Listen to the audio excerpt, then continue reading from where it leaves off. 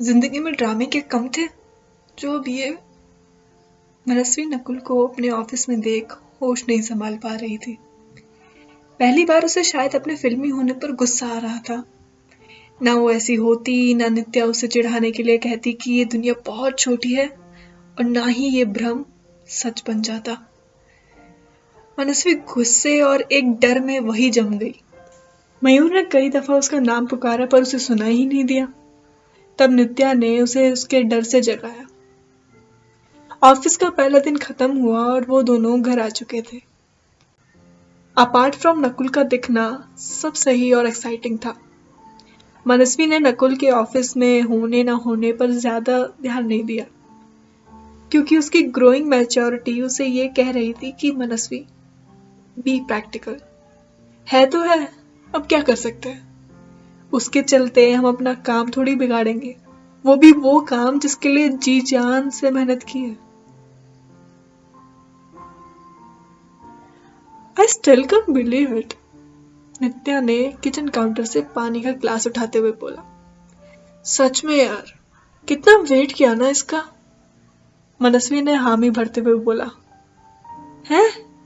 चल जुट्टी। अरे सच्ची, अब पूरे स्टडी टाइम में इतनी मेहनत की इसके लिए। एक सेकेंड, तू बात किसकी कर रही है? नित्या ने मनस्वी को काटते हुए बोला। हमारे ऑफिस के पहले दिन की।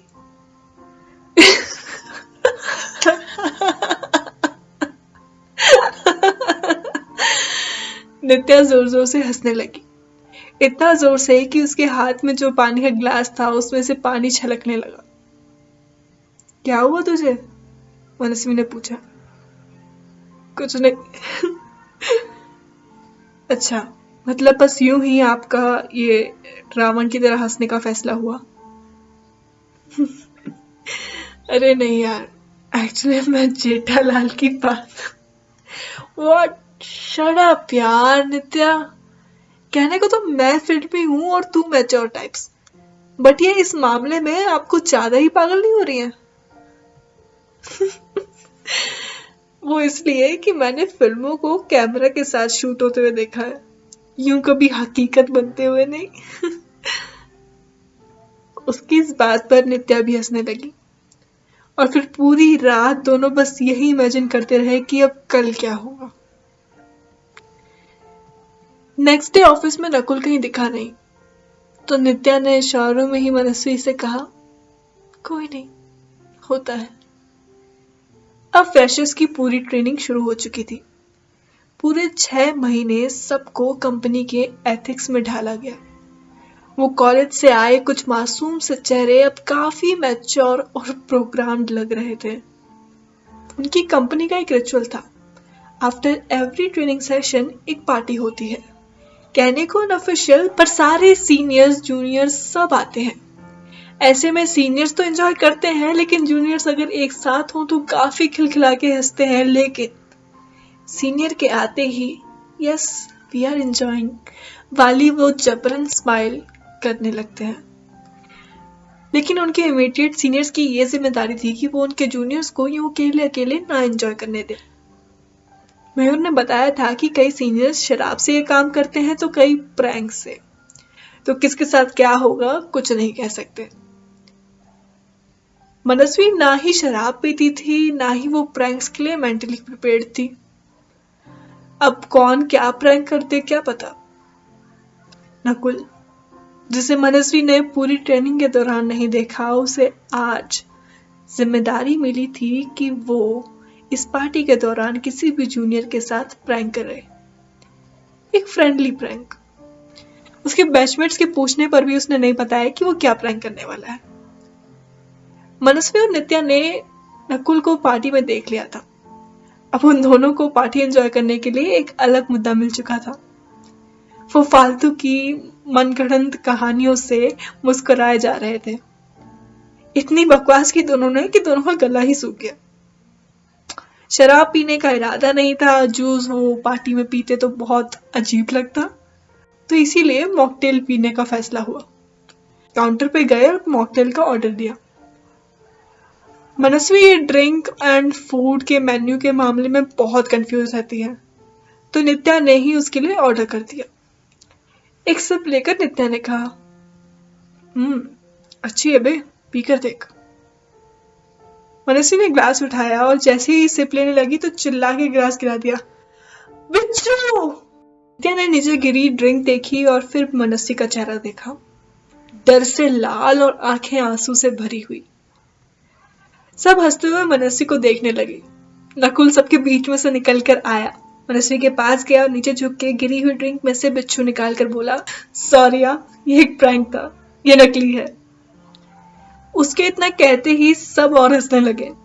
फिर नित्या जो मनस्वी को संभाल रही थी वो भी सर झुकाकर हंसने लगी। मनस्वी ने उसकी ओर देखा और फिर नकुल से मुंह मोड़कर आंसू पोंछकर हंसने लगी। मैडम ने जो डर के ड्रिंक फेंक दी थी वो कुछ उनकी सॉलिड ब्लैक कॉलर स्लीव्स वाली ड्रेस पर भी गिर चुकी थी। वो उसे साफ करने के लिए वॉशरूम गई। क्या बे, इतना टाइम लिया और ये प्लान किया?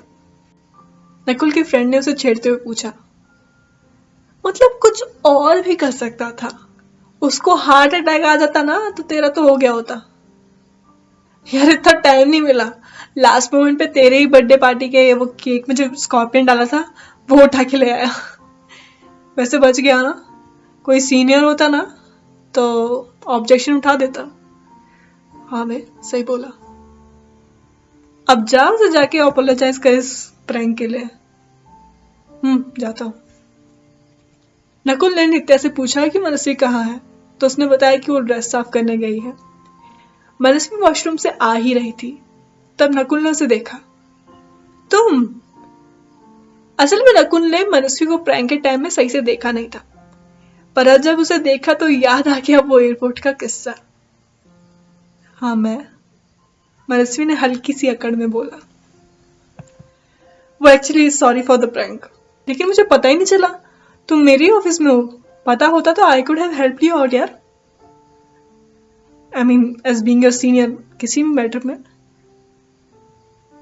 That's very thoughtful of you, and about the prank it's fine. So अब जब मुझे पता ही है कि तुम मेरे ऑफिस में हो and you know I am kind of your friend too. Friend किस एंगल से? लगता है जेठालाल कुछ ज्यादा ही खुशफहमी में जी रहे हैं, मनस्वी ने मन ही मन में सोचा। As an apology would you like to go on a coffee tomorrow? अब आज की ये सैटरडे नाइट तो कुछ ज्यादा ही हसीन हो चुकी है, मे बी मैं आपका संडे कुछ और बेहतर बना सकूं। ओके। मनस्वी ने एक डाउट के साथ उसको हाँ बोल दिया।